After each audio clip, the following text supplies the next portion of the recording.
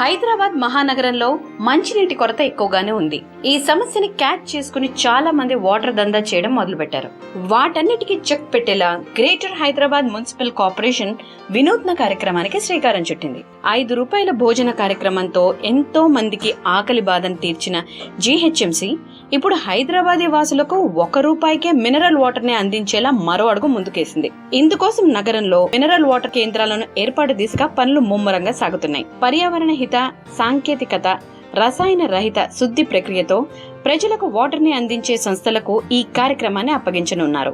ఈ ఆగస్టు లోపే వీలైనన్ని కేంద్రాల్ని నగర హాస్పిటల్స్, బస్ స్టాపులు, ప్రభుత్వ కార్యాలయాలు, ఇతర రద్దీ ప్రాంతాల్లో మినరల్ వాటర్ సౌకర్యాన్ని అందుబాటులోకి తెచ్చేలా జీహెచ్ఎంసీ సిద్ధమవుతోంది. ఈ మహానగరంలో వాటర్ బాటిల్ కొనుక్కొని తాగాలంటే ₹20 వెచ్చించాలి.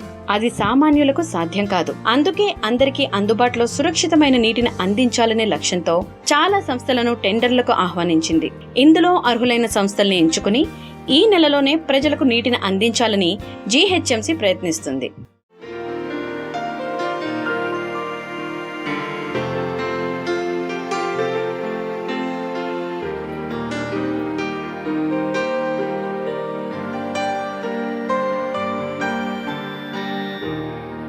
Watch, share and subscribe to CBC9.News.